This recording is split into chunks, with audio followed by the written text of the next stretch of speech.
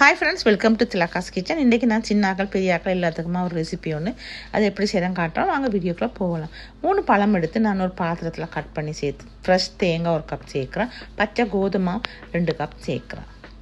பச்சை கோதுமை சேர்த்து இதுக்கு கொஞ்சமாக சிட்டிகை உப்பு சேர்க்கணும். இனிப்பு பலகாரத்துக்கு உப்பு கட்டாயம் சேர்க்கணும். உப்பு கொஞ்சம் சேர்க்குறேன்.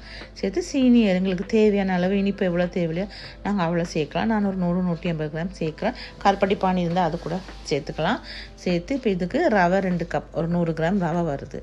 அதையும் சேர்த்து வறுக்காத பச்சை ரவை சேர்க்குறோம். சேர்த்து வெனிலா எசன்ஸ் ஒரு தேக்கரண்டி வெனிலா எசன்ஸ் சேர்க்குறோம்.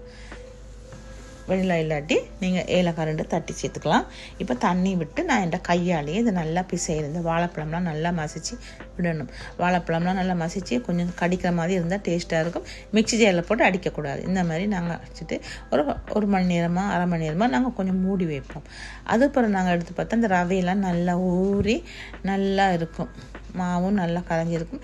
தேவைன்னா இன்னும் கொஞ்சம் தண்ணி கொஞ்சம் மிக்ஸ் பண்ணி கொஞ்சம் தண்ணியாக எடுத்துக்கலாம்.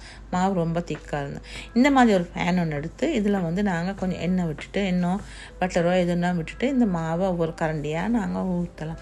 இது பெட்டாவில் இருக்க கேசரி ஸ்ட்ரீட்டில் நான் உங்களுக்கு அந்த லிங்க் அனுப்புகிறேன். நீங்கள் எல்லாம் ஆர்டர் பண்ணலாம், நேராக போயும் வாங்கலாம். இப்போ இதை இப்படியே ஒரு கரண்டி அளவு எங்களுக்கு தேவையான அளவு சைஸ் ஊற்றலாம். கொஞ்சமாக ஊற்றலாம், நிறையாவும் மாவு ஊற்றி செய்யலாம். நெருப்பை குறைச்சி சின்ன நெருப்பில் வேக விடணும். நெருப்பை கூடுதலாக சேர்க்கக்கூடாது, இல்லாட்டி கருகி போயிடும், சாப்பிட இல்லாது.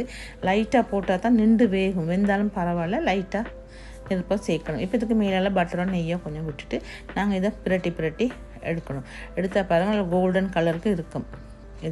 இதில் சுடுறதுக்கு நல்லா ஈஸியாக இருக்கும். அளவான சைஸாக வரும். எல்லாம் இதில் முட்டை ஊற்றலாம். நாங்கள் அப்பமாவு கூட போட்டு நாங்கள் பாலப்பம் செய்து எடுக்கலாம். அவ்வளோ ஈஸி. இதில் தோசை கூட இதில் சின்ன ஊற்றலாம்.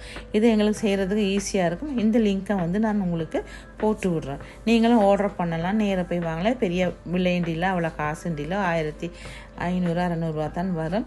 இது ஒன்று இருந்தால் எங்களுக்கு லேடிஸுக்கு எங்களுக்கு வேலை செய்கிறதுக்கும் சரியான ஈஸியாகவும் இருக்கும், சிம்பிளாகவும் இருக்கும்.